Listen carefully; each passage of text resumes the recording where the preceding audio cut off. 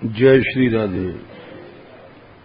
जय श्री राधे। दासास्तु प्रश्रितास्तस्य निदेश वशवर्तिनः विश्वस्ता प्रभुता ज्ञान विनम्रित ध्रियश्चते। दास के लक्षणों में पहला जो प्रश्रित चल रहा है वो सबसे महत्व का है, क्योंकि जब आश्रय अलग हो जाता है तो जीव का उसी समय विनाश हो जाता है। अन्य आश्रय से जीव का विनाश हो जाता है। थोड़ा सा भी अन्य आश्रय हुआ, शरणागति वो है कांच का महल। बनने में तो बहुत, शीशे का मकान बनने में बहुत समय लगता है। एक पत्थर मार दो बस उसी में टूट जाता है।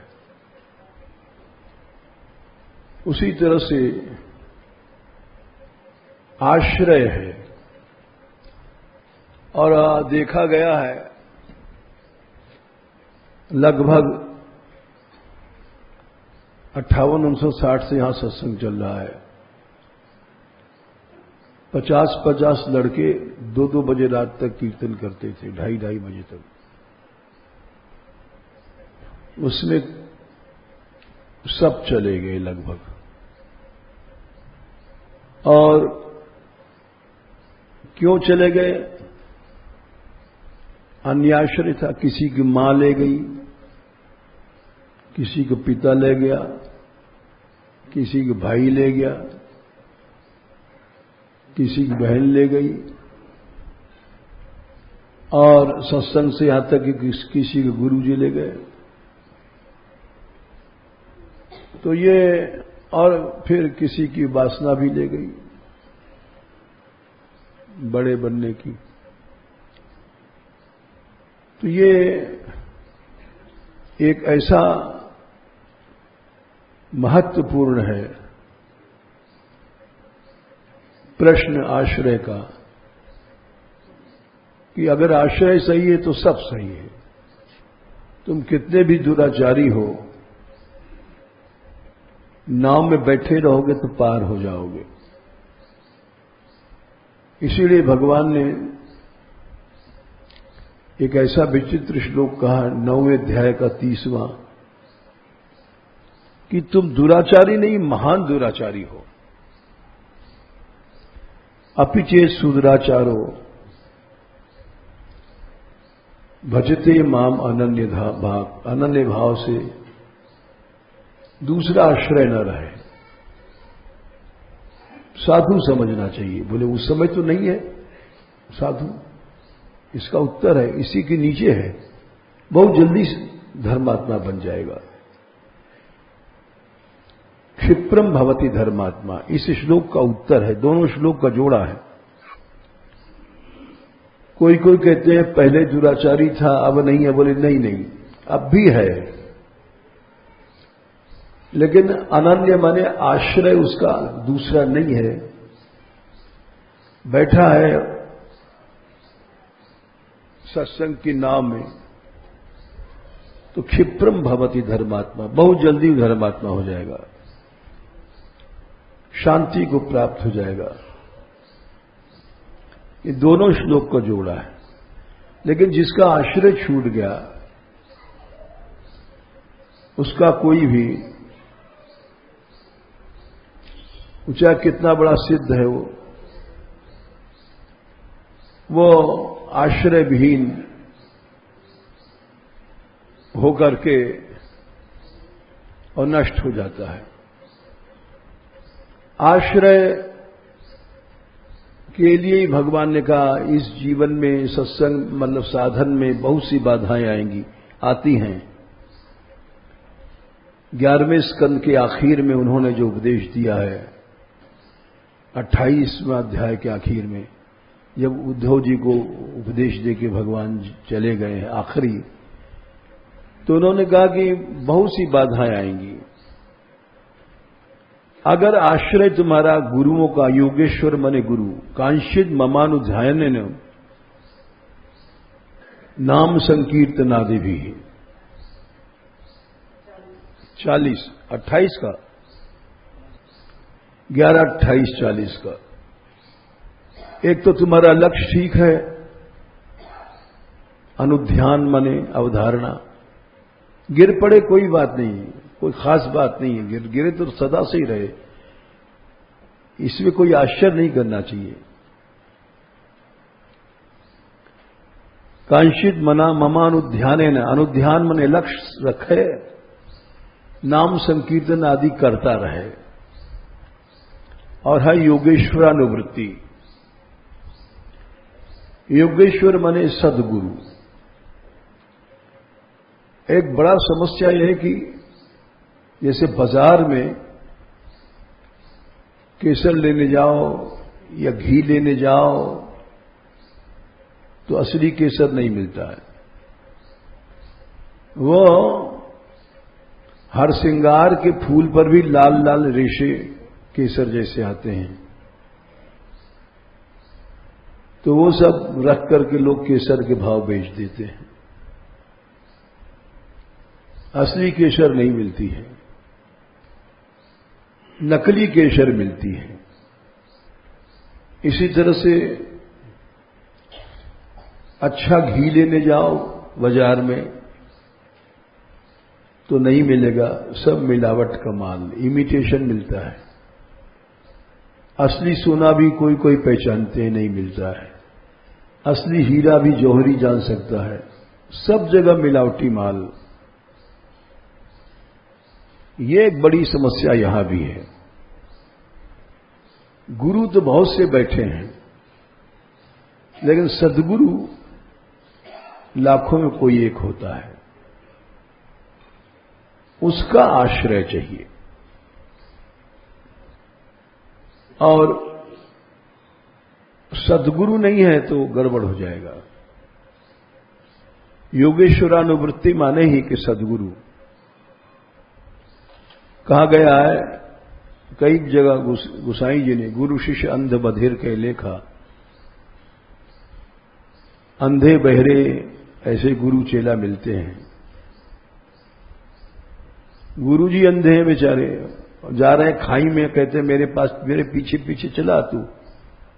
गुरु जी कह रहे हैं मेरे पीछे चला, अब खुद अंधे हैं, आगे गिर रहे हैं खाई में, और चेला भी बहरा है। ऐसा समाज में नमूना चल रहा है। तो ये जो इमिटेशन है ये अवश्य नुकसान करता है। इसीलिए राजा प्रताप भानु जो भगवान के धाम में जा रहा था वो रावण बन गया। सद्गुरु की शरण होनी चाहिए, आश्रय। फिर योगेश्वरानुवृत्तिया व हन्याद अशुभान शनै, सब अशुभ धीरे धीरे चले जाएंगे। शनै माने धीरे धीरे जाएंगे, एक दिन में नहीं जाएंगे। ये भगवान की वाणी है। कोई घबरा के सोचे एक दिन में हम सिद्ध हो जाएं, ऐसा नहीं होता है। ये बात समझना चाहिए। जल्दीबाजी की आज जैसे हम कर रहे हैं, अशुभ धीरे धीरे जाएंगे। हन्याद अशुभान शनै, एक दिन में नहीं जाएगा। ये जगह जगह कहा गया है। गीता में भी भगवान ने कहा है 6वें अध्याय में, एक दिन में कैसे सिद्ध बन जाओगे। 6 के 25 में शनै शनै उपरमेद, धीरे धीरे उपराम होगी बुद्धि। एकदम से ऐसा नहीं कि, इसलिए घबराना नहीं चाहिए, रास्ता बदलना नहीं चाहिए। कितने दिन हो गए माला फिरते और कीर्तन करते, हमारे मन में काम विकार नहीं गया। धीरे धीरे होता है। बल्कि यहां तक भगवान ने कह दिया है 6/8 46 में अनेक जन्म संसिद्ध, अनेक जन्म लग जाते हैं। गिर पड़े कोई बात नहीं, उठो, गिर पड़े उठो, गिर पड़े उठो। एक बार नहीं, सैकड़ों बार गिरोगे। 11वें स्कंद में 14वें अध्याय में भगवान ने कहा है, बाध्यमानोपि मद भक्त विषय ही अजितेंद्रिय। अजितेंद्रिय तो बार बार उसको विषय पटक देंगे। बहुत से साधक इसीलिए बेचारे साधुपन छोड़ के चले जाते हैं। एक दो बार गिरे, अरे अब तो गिरे ही रहेंगे तो इससे अच्छा गरज चले जाओ। तो वो शास्त्र ज्ञान नहीं है। भगवान ने कहा बाध्यमानोपि मद भक्त 18, 14, 11, 14, 18। अजितेंद्रिय है, बार बार गिरेगा। इसलिए घबरा के भागना नहीं चाहिए। इसी के नीचे लाइन है इसी में कि एक समय ऐसा आएगा कि तुम जीत जाओगे।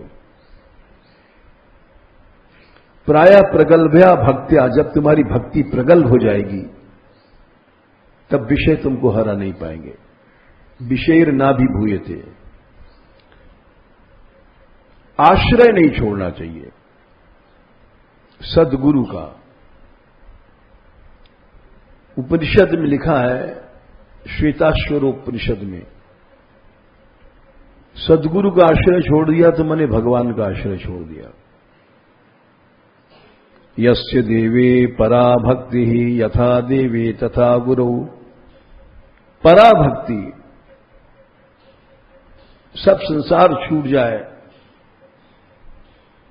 प्रभु नहीं छूटे तो उसी तरह से यथा देवे तथा गुरु, गुरु में भी चाहिए।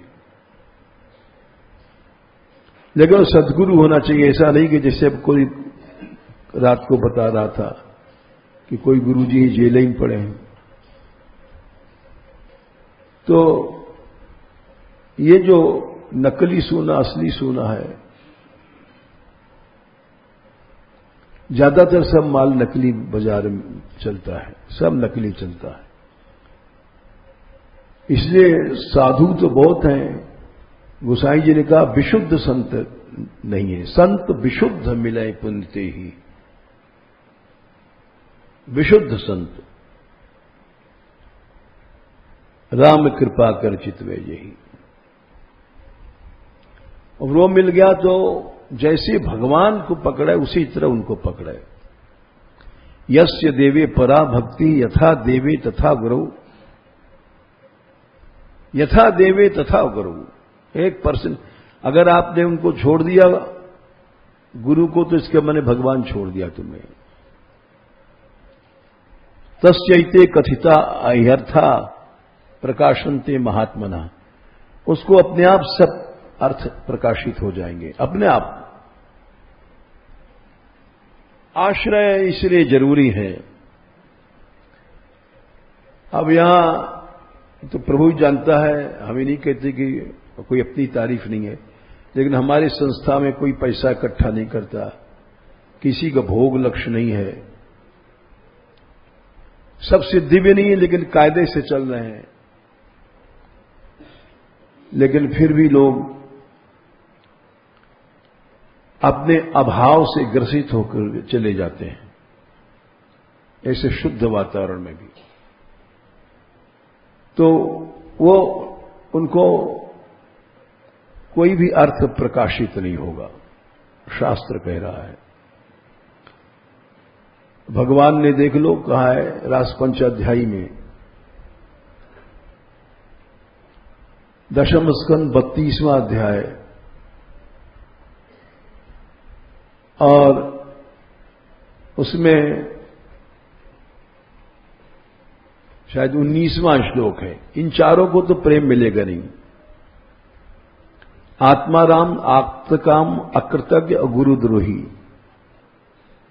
गुरु आश्रय छोड़ने वाले को प्रेम कभी नहीं मिलेगा। छोड़ क्यों देता है? आसक्ति कारण। किसी की मां ले गई, किसी के बाप ले गया, किसी के भाई ले गया, किसी आत्मा में रमण कर रहा है, उसको द्वैत दिखाई नहीं पड़ रहा है। इष्ट कौन, भगवान कौन, ज्ञान मार्ग की बातें हैं।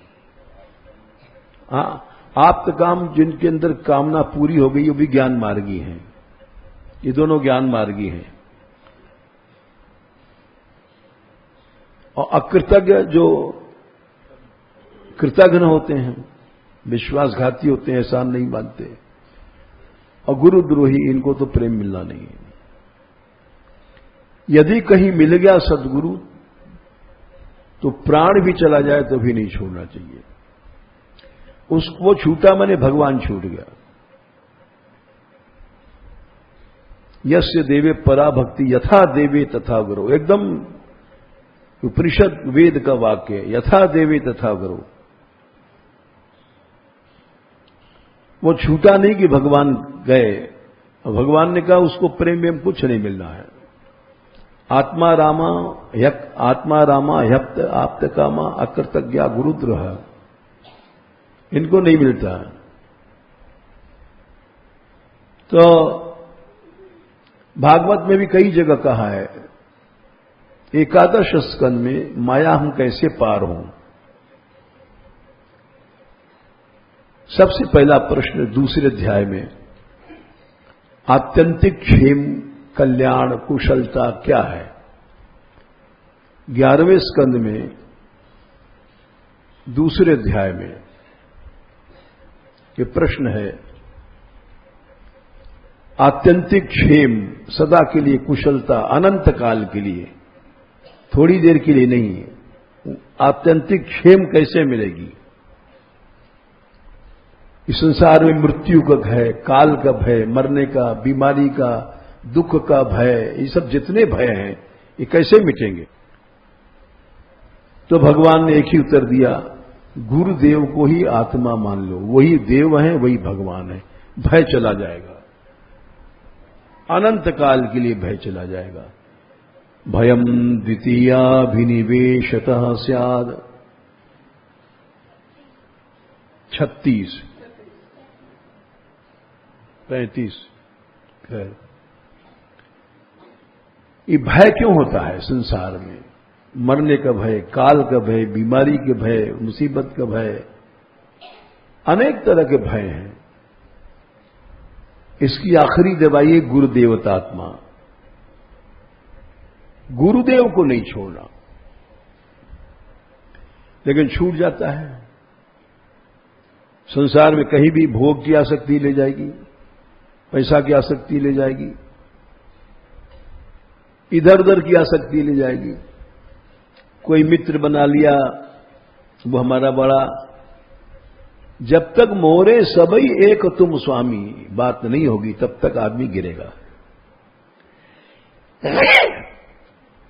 जहां लगी जगत स्नेह सना सगाई और प्रीति प्रतीति निगम निज गाई। लक्ष्मण जी ने कहा है भगवान से, जब अयोध्या से विदा होने के समय, जितने भी संबंध स्नेह सगाई हैं, मित्रता वित्रता, ये हमारा मित्र है, ये हमारा, ये सब जितने भी हैं सब गड़बड़ है। जहां लगी जगत स्नेह सगाई, प्रीति प्रतीति निगम। प्रेम है, प्रतीति विश्वास, किसी ने एहसान कर दिया, प्राण बचा दिया और कह रहा भक्ति छोड़ दो, लोग छोड़ देते हैं। दमयंती का प्राण बचाया व्याध ने, लेकिन सतीधर नहीं छोड़ा, प्राण रक्षक था वो। तो जितने भी किसी ने एहसान किया, कुछ भी किया, प्रतीति विश्वसनीय है, वो सब भक्ति के पीछे सब छोड़ना पड़ता है। गुरु तक को छोड़ना पड़ता है। गुरुपित मातु न जानो कहूं, साफ साफ ऐसी चौपाई कहीं नहीं होगी। है 72 है, अयोध्या कांड है। ये सब बाधा हमने देखा है। गुरु ही भगा ले जाता है, द्वेष सिखाता है। ऐसा किस काम का गुरु? गुरु पितु मातु न जानो काहू, हम जानते नहीं कौन मां कौन पिता।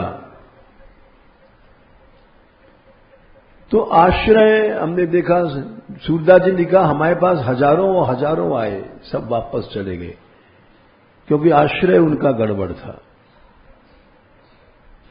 जैसे अंधो अंधकूप में गनत नखार पनार, ऐसे सूर बहुत उपदेशे सुनी सुनी गए कई बार। कितने बार आए, कितनी बार चले गए। तो बात यही है कि आश्रय गड़बड़ हो जाता। और ऐसे ऐसे लोग बेचारे भजनंदी हीरा जैसे लोग, आश्रय गड़बड़ हुआ और नष्ट हो गए, बिल्कुल नष्ट हो गए। तो कहीं आदमी संग करता है, क्यों करता है? आश्रय गड़बड़ है, मन स्थिर नहीं है।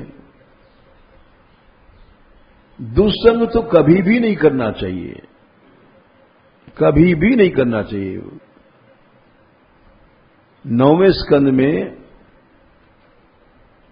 ये 6वें अध्याय में शायद श्लोक आता है, भूल से भी सौभरी ऋषि ने मछली मछला का विहार देखा था, उसी में नष्ट हो गए। संगम त्यजेत मिथुन व्रतिनाम मुमुक्षु, एकता 51 9 6 51 51।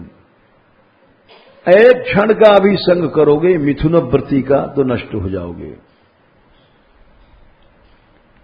इसलिए साधु को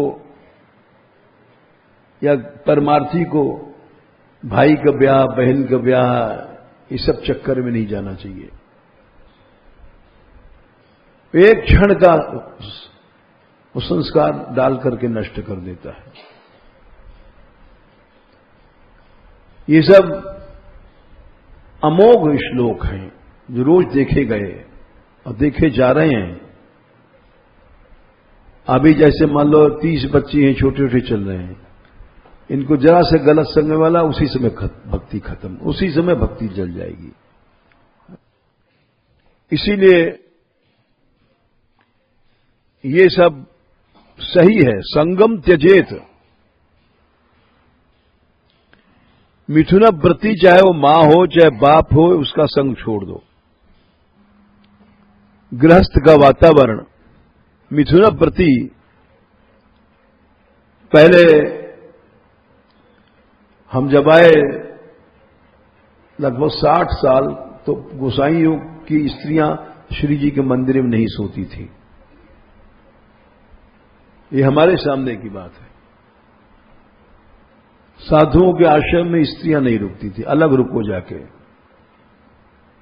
क्योंकि कहीं चोली सूख रही, कहीं साड़ी सूख रही, कहीं पेटीकोट साया सूख रहा है। ये सब विरक्त को नहीं देखना चाहिए। संगम त्यजेत मिथुन, अगर चलना है बिल्कुल कभी भी नहीं गिरोगे, गिरोगे उठ जाओगे थोड़ी देर में, पहुंच ही जाओगे एक दिन। गिरना कोई आश्चर्य नहीं है, आश्रय छूटना गलत है। गिरना तो भगवान ने कहा भी 1000 बार गिरोगे। आश्रय पकड़े रहे तो वो भगवान ने जो 9वें अध्याय गीता में कहा 31वां कि क्षिप्रम भवेत धर्मात्मा, बहुत जल्दी तुम धर्मात्मा बन जाओगे, चाहे महादुराचारी हो।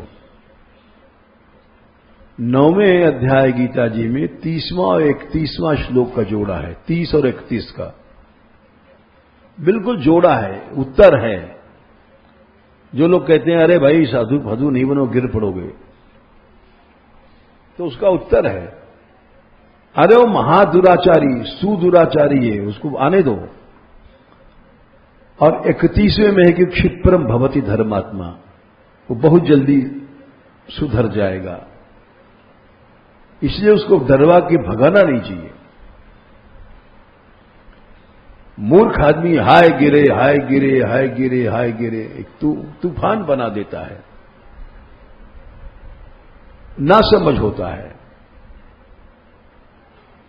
जाने कितनी बार भगवान ने कहा, एक बार दो बार नहीं,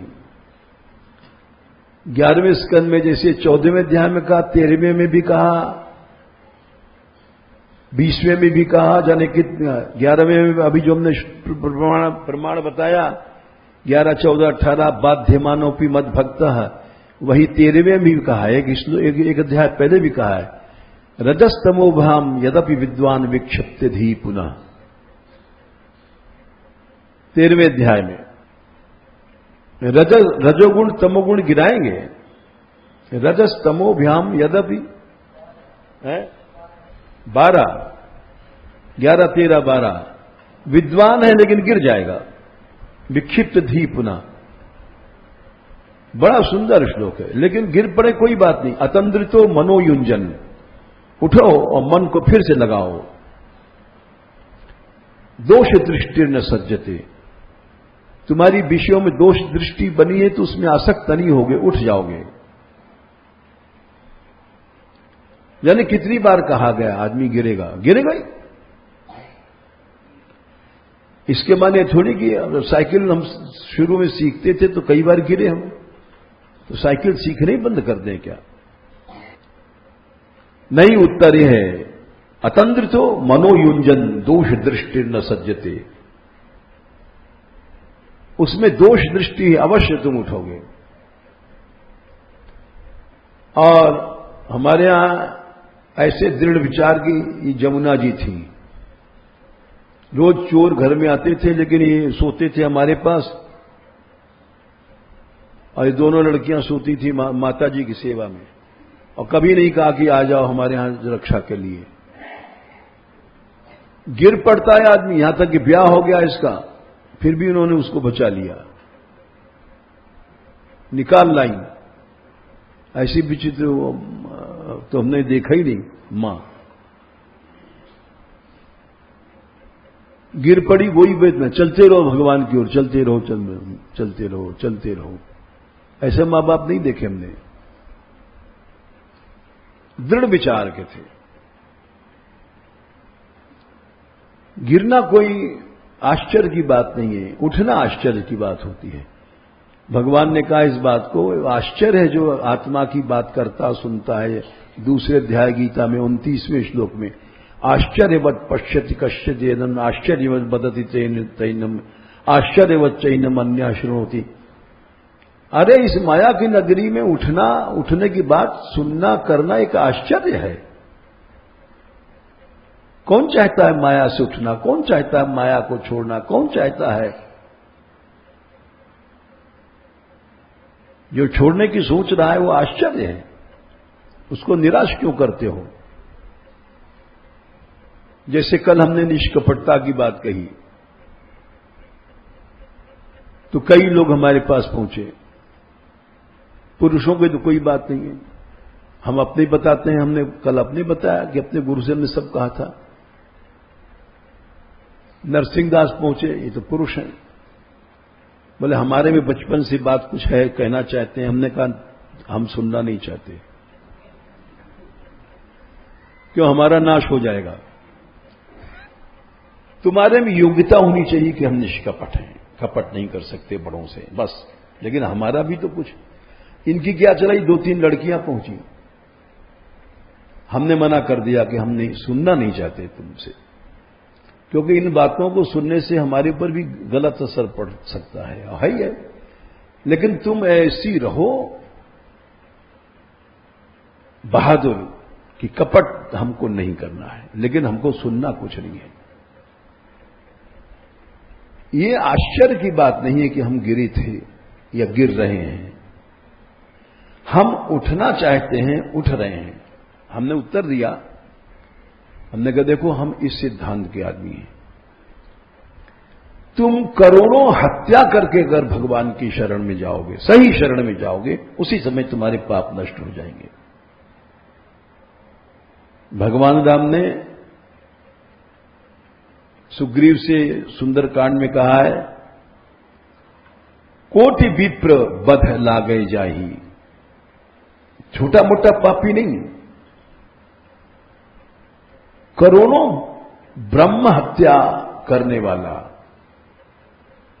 जिस समय वो सन्मुख माने निष्कपट होके आता है, उसका पाप उसी समय जल जाता है। कोटि विप्र बध लागे, सुंदरकांड में क्या संज्ञा है? 44। वाह, लड़कियां भी कमाल करती हैं। करोड़ों करोड़ों ब्रह्म हत्या किया है तुमने, लेकिन सामने जाना माने भगवान या गुरु के निष्कपट हो जाओगे, बस खत्म पाप, उसी समय खत्म। योग्यता रखो। हम किसका किसका सुनेंगे इतिहास, इतना समय कहां, हम सुनने ही नहीं चाहते। लेकिन तुम्हारे में ये योग्यता होनी चाहिए कि चाहे प्राण चला जाए हम कपट नहीं करेंगे। कल कईयों को हमने लौटाला। अगर तुम्हारे हृदय में कपट रहेगा तो कभी भी तुम्हारा कल्याण नहीं हो सकता, कभी भी नहीं हो सकता। यानी तुम सन्मुख नहीं हो, विमुख हो। कोटि विप्र बध लागे जाही, आवे शरण तजो नहीं ताही। वेश्याओं को उद्धार हो गया, क्यों हुआ? निष्कपट थी, हो गया। और देखो जो कपटी है, वो चाहे ऋषि हो मुनि हो, वो गड़बड़ सा। निर्मल मन जन सो मोहि पावा, मोहि कपट छल छिद्र न भावा। वही होगा शायद 44 में। क्यों है? उसी में है। वो शरण नहीं है, जो कपटी है वो कभी शरण में नहीं है। एक वेश्या है और निष्कपट है, शरण में है, सन्मुख हो गई है। तो जो कपटी होता है उसको कभी भी कुछ सिद्धि नहीं मिलती, निश्चित बात है, ये हमारा अनुभव है। जिसने निष्कपट भाव आया उसका पाप उसी समय जल जाता है। योग्यता रखनी चाहिए अपने अंदर, बाकी सुनना बनना तो व्यर्थ है। असद वार्ता को सुन के क्या करेंगे हम? तुम्हारे अंदर ऐसी योग्यता होनी चाहिए। तुम सन्मुख तभी माने जाओगे जब तुम निष्कपट हो, और नहीं तो दिन रात पास में रहते भी लाख वर्ष साधन करोगे, जब तक कपट है कुछ नहीं मिलेगा। भगवान ने इसी बात को स्वयं राम ने फिर दोबारा कहा है उत्तरकांड में, शायद 87 में, कि पुरुष हो स्त्री हो अथवा नपुंसक हिजड़ा है, उसको शास्त्र से बहिष्कृत किया गया है, लेकिन भक्ति में उसका अधिकार है। पुरुष नपुंसक नारीवा, नपुंसकों को वेद के समस्त अधिकार से वंचित किया गया है, लेकिन भक्ति मार्ग में उसका रास्ता खुला है। पुरुष नपुंसक नारीवा 87 है। जीव चराचर कोय, पेड़ पौधे कोई भी हैं, सर्वभाव भज कपट तज। कपट है तो सर्वभाव नहीं है। एक जरा सा भी लेश मात्र भी अगर कपट है तो सन्मुख नहीं है, शरणागति नहीं है। सर्वभाव भज कपट तज, मोहि परम प्रिय सुए। इसीलिए सन्मुख होना ही माने कि जाने कितनी जगह उन्होंने कहा है। जैसे एक पद में कहा है, सहित स्नेह मनुष्य जिन भोगों को प्रेम के कारण ही तो भोगता है, और उसी को छिपाता है। एक नियम है, तो कहते हैं एक जगह, किए सहित स्नेह जे अघ, बिना प्रेम भोग के, प्रेम के तो बिना विषयों में प्रेम के तो भोग होता नहीं। तो किए सहित स्नेह, जो विषयों के प्रेम या इंद्रियों के प्रेम के कारण हमने जो अघ किए छिप करके रात में, या सूरदास जी ने तो यहां तक लिखा है मनुष्य भोगों के लिए उड़ के जाता है। एक पद में लिखा है विषया जात हर्ष्यो गात, उसमें आता है बरज रहे पर कहो न मानत है, करी करी जतन उड़ाद, उड़ के जाता है भोगों के लिए, कितना पहरा कर लो। ये सब बातें महापुरुषों ने गलत थोड़ी लिखा, यानी रास्ता निकाल लेगा। बरज रहे कहो न मानत, करी करी जतन उड़ात, जतन मने जुक्ति निकाल लेगा। परे वो अचानक त्यों रस लंपट, क्यों रस का, विषय रस का लंपट स्वाद मिल गया है, और तंत्र तज जमपुर जात, नरक निश्चित जाएगा उसको। उसी बात को यहां तुलसीदास जी कह रहे हैं कि ये सहित स्नेह जे आघ, आघ माने भोग या पाप क्यों किया था? स्नेह प्रेम था विषयों में, इंद्रियों में। बिना विषयों के प्रेम के कोई भोग भोगता नहीं, चाहे लोग कितना सफाई दें। साहब स्त्री पुरुष मान लो पकड़े गए तो पुरुष भी कहेगा हमारी गलती नहीं थी, उसकी गलती थी। स्त्री भी कहेगी हमारी गलती किया, मैं क्या करती, उसे पकड़ लिया। दोनों ही स्वीकार नहीं कर सकते। लेकिन गोसाई जी कह रहे हैं कि बिना विषयों के प्रेम के भोग हो ही नहीं सकता। किए सहित स्नेह जे आघ, जिन जगह मनुष्य का प्रेम होता है वही छिपाता है। जैसे मान लो कोई पुरुष है, किसी स्त्री से प्रेम है तो उसको छिपाएगा, औरों को वैसा दिखती है वैसा लगती है, निंदा कर देता है। कोई स्त्री है, कोई गलत दृष्टि से देख रहा है तो उसकी निंदा करेगी, लेकिन जहां प्रेम है उसको छिपा जाएगी। एक मनोविज्ञान की बात है। हमारे यहां भी एक दो लोग थे, वो दूसरों में बहुत दोष देखते थे, वो ऐसा है वैसा है, उसमें ऐसा दुराचार है, फलाना दुराचार है। लेकिन अपने जो विषयों का प्रेम का कारण जो नाटक गुप्त था वो नहीं आउट करते थे, दूसरों को कहते रहते थे। अपने जो स्नेह विषयों का प्रेम है उसको छिपाता है। ये बड़ी बारीक लाइन लिखी है। छिपाता किसको है? जहां उसका निजी प्रेम है। तो किए सहित स्नेह जी अघ, जहां प्रेम है उसको छिपा जाएगा, बाकी लोगों के लिए सदाचारी बन जाएगा। वो ऐसी है, या कोई है वैसा बदमाश लड़का हमको देखता है, वो हमको ऐसे दुनिया भर की बात बनाएगी सतीपना की, और जहां उसका प्रेम उसको छिपा जाएगी। कोई भी हो, पुरुष हो, जहां उसका प्रेम है जिस जगह उसको छिपा जाएगा, और स्त्रियों की कहेगा वो बड़ी ऐसी है, वो ऐसी है, वैसी बदमाश है, फलाना है, हमको देखती है, हमने थूका भी नहीं है कि नहीं। ये सब जगह जगह नाटक चलता है, और जहां प्रेम उसको छिपा जाता है। ये कितनी बारीक बात गोसाई जी ने लिखी है। बोले वो जो चोरी तुम करते हो उसको, अपनी चोरी को पकड़ो, दूसरा कैसे पकड़ेगा?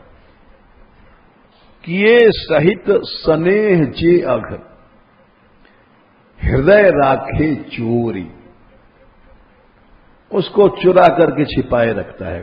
कपट जन्म भर कभी नहीं गांठ खोलेगी, कभी नहीं खुलेगी।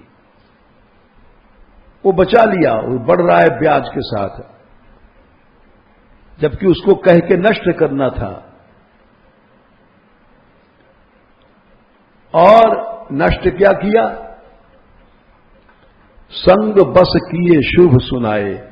कहीं सत्संग में गए, कुछ सब लोग पैसा दे रहे हैं, तुम भी दे गए, संग का कारण कोई अच्छा काम बन गया तो उसको चारों तरफ कहता रहता है। संग बस किए शुभ सुनाए, सकल लोक निहोर। सब घर घर जाकर के दुनिया में सुनाएगा, मैंने इतना पैसा दिया, मैंने ये काम किया, मैंने वो किया। और जो किए सहित स्नेह जियग, उसको चुरा के रखता है, उसका ब्याज बट्टा बढ़ता रहे। तो सारे जीवन वो निष्कपट नहीं हो सकता, भगवान के सन्मुख नहीं हो सकता। सन्मुख हो जाए तो उसी समय सब पाप का नाश हो जाए। बड़ी बड़ी वेश्याओं को उद्धार हो गया। भगवान ने जो कहा उत्तरकांड 87 में, प्यारा तभी बन सकता है सर्वभाव भज कपट तजी, मोहि परम प्रिय सोए। बस कपट छोड़ दिया, तुम परम प्यारे बन गए। महान पापी थे, वेश्या थे, ठीक है, सबसे ज्यादा प्यारा बन गया। और महान तपस्वी हो, महान योगी हो, ज्ञानी हो, मन में कपट है तो निर्मल मन जर सुमि भावा मोहि कपट छल छिद। कपट है तो कभी भी तुम प्रिय नहीं बन सकते हो। लाख जन तक प्रिय नहीं बन सकते हो। ये निश्चित बात है भक्ति में, सभी महापुरुषों ने कहा है। आर्जव जगह जगह हुआ, आर्जव माने सरलता, कपट का उल्टा है सरलता। ज्ञान में आर्जव कहा, भक्ति में आर्जव कहा। देख लो तुम, ज्ञान का जो प्रकरण है, ज्ञान के 20 बिंदु बताए थे भगवान ने 13वें अध्याय में। श्लोक 7, 8, 9, 10, 3 श्लोकों में ज्ञान के 20 बिंदु बताए हैं। तो उसमें 13वें अध्याय के 7वें श्लोक में अमानित्वम अदम्भित्वम अहिंसा क्षांतिर आर्जवम आचार्योपासुतम। आर्जव और आचार्योपासन का जोड़ा है। गुरु, आचार्य उपासना माने गुरु। गुरु के यहां गए तो आर्जव के साथ जाओ, और वहीं कपट करने लगे तो तुम वैसे सर्वनाश हो जाएगा। आर्जव का और आचार्योपासन का जोड़ा है। इसी तरह से दैवी संपत्तियों में भगवान ने कहा आर्जव प्रधान है। पहला श्लोक 16वें अध्याय में, अभयम सत्व संशुद्धिर ज्ञान योग व्यवस्थित दानम दमश्च यज्ञ स्वाध्याय स्तप आर्जव। आर्जव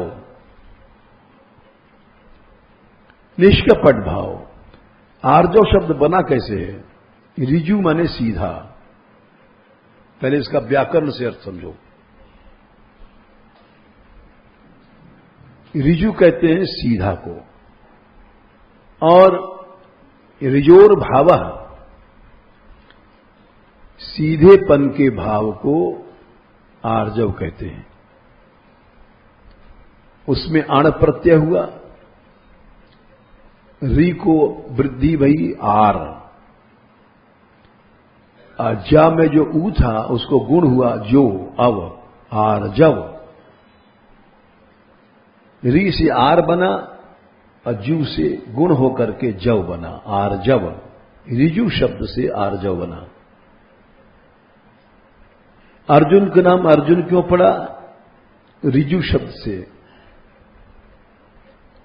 भाव में प्रत्यय नहीं हुआ, भाव में तो होता तो गुण की भाव में वृद्धि होती है। आर नाम में भाव प्रत्यय नहीं था, री को अर हुआ गुण। अर्जुन बड़े सीधे थे अपने गुरु के प्रति। अर्जुन जैसा सीधा कोई नहीं था, एक पाई छल नहीं, कपट नहीं। अर्जुन जैसा गुरु भक्त नहीं हुआ कोई। इसका प्रमाण ले लो, जब यज्ञ हुआ है पांडवों का यज्ञ, तो गुरु सेवा गुरुजनों की केवल अर्जुन को दी गई। ये आता है दशम स्कंद के अंदर 75वें अध्याय में।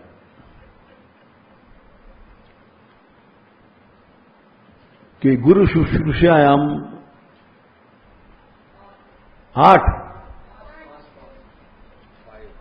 5 क्या श्लोक है पूरा, भूल गए। जिष्णु, अब याद आ गया, जिष्णु माने अर्जुन, जिष्णु भूल गए थे। गुरु शुश्रूषायाम जिष्णु, और आगे कृष्ण पादाब्ज सेवनम, पादावनेजनम, चरण धोने का काम कृष्ण ले लिया, सबसे छोटा काम। लेकिन गुरुजनों की सेवा का काम अर्जुन को दिया गया। वो एकदम निष्कपट रहते थे गुरुजनों से, बोले ये सच्चे गुरु भक्त हैं, यही कर सकते हैं। गुरु शुश्रूषायाम जिष्णु कृष्ण पादावनेजने, अपरिचर्यायाम परिवेशणे द्रुपजा, परोसने में द्रौपदी, खिलाने में द्रौपदी के समान कोई नहीं था। उदाहरण 10,000 स्नातकों को भोजन करने के बाद पानी पीती थी, ऐसी कौन आज तक स्त्री भई। ज्यादातर स्त्रियां घर में पहले अपना पेट वेट भर के फिर भले परोस वरोस दें, हैं? वेद पढ़ने वाले ब्राह्मणों को 10,000 को भोजन कराने के बाद वो पानी पीती थी। ऐसा ही थोड़ी था द्रौपदी, महासती बोली गई। 5 पांडवों की स्त्री होते भय, उनका बड़ा तपोमय जीवन था और उदार थी, परोसने वाला, इसीलिए सब प्रसन्न रहते थे। हम जैसे को परिसने को देखो तो हम तो भीचू हैं, सोचेंगे माल बचाओ माल बचाओ। तो इसलिए परिवेशणे द्रुपदजा, और दान करने में कर्ण। न पांडवों में टक्कर थी, कौरव पांडवों में दानी केवल कर्ण था।